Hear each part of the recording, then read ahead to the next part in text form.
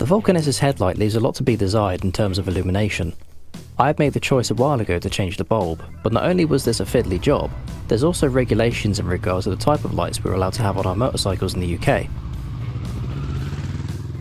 After watching the VS Chick install video, buying a whole unit, not to mention the price, seemed a bit much, but after a little research, the results spoke for themselves. A fab looking light, and tons of positive feedback from customers.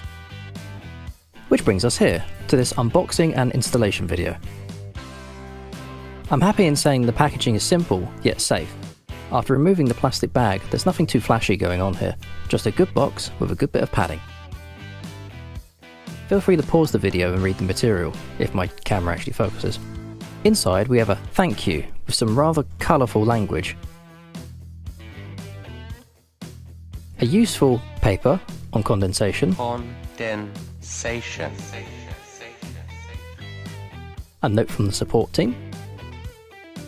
A perfectly reasonable sticker for anyone who wants to get too close. Make sure to follow their social medias and show off your new shiny things. And a little about their other products. Lastly, under the foam, the light itself. Very nice. This comes without the cowling, and we'll have to move a few bits from the stock headlight to put onto this one. On the back are new cables. Remember to not take off this plastic until you're done transferring all the bits and bobs to this new unit.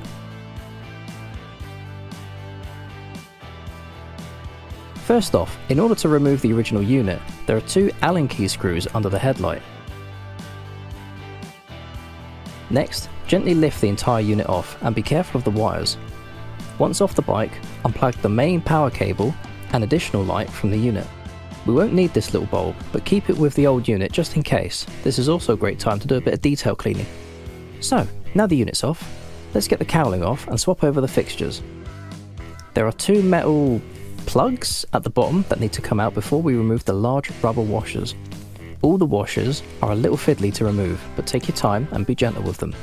I found using a small Allen key to get some extra leverage was a big help.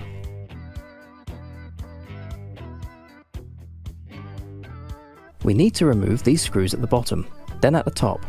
With those off, the main plastic can be removed. Once done, we now need to remove these pesky screws, with a spanner size I don't actually have. So I know this is going to make some of you disgusted, but I got around this with some WD-40, elbow grease and a good pair of pliers. The stores were all closed, leave me alone. Those now removed, we can wiggle the side cowlings off the inner rubber plugs, but we'll first need to tackle another one of those pesky screws. With the side cowlings now off, we've got the rubber plugs on either side to take out. Then the large, fiddly washers at the top. Back to those pesky screws, there are two. Bottom and top that have to come out to free some metal work needed.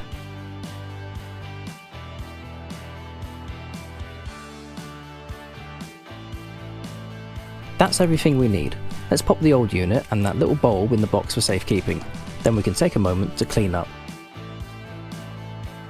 So one thing I loved about this part of the process, it reminded me of the camera focus, huzzah, but Hoglight have provided some replacement screws and a couple of metal washers which are very much preferred. We'll use these for the top bracket, then pop the 6 rubber washers back in, top, sides, and bottom. Again, very fiddly job, so take your time. On to the bottom bracket. Whoops, wrong way. Again, replacement screws and metal washers provided, thank you very much. I've put the metal plugs in now, but it's much easier to save that for later, unless you like living dangerously with the possibility of losing one of these. So now the majority of the underneath is fitted, let's move on to the cowling. Teasing it first is entirely optional.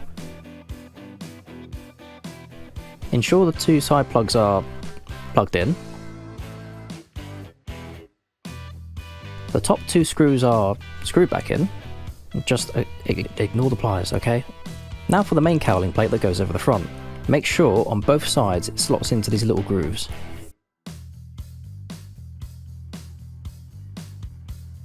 Make sure you keep the film on once you're done. Finally, there are these 3 screws. 2 for the bottom, 1 in the top. Honestly, for this one, I found it easier to use one that accepts an Allen key rather than accept the fact that smaller spanners than mine actually exist in the world. And we're done.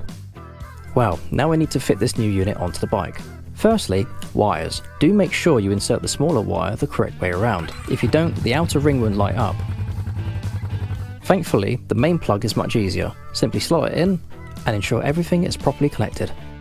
Line up these two slots here with the top of the unit, then gently push down. We'll need to make sure the fittings at the bottom are flush for the last two screws. I found this one a little bit difficult, but with a little perseverance I was able to get it done. And with that, enjoy your new light. For each stage of this light, firstly, the outer ring will light up when the ignition is engaged. Secondly, the top three lights when the engine is started, these are your main beam. And lastly, the three remaining lights, top left, top right and at the bottom, are your full beam. And totally whited out my camera, so don't worry, I'll save your eyes. I hope this video has been helpful. Please enjoy this short that was filmed by someone who knows a heck of a lot more about videography than myself, and thank you very much for watching.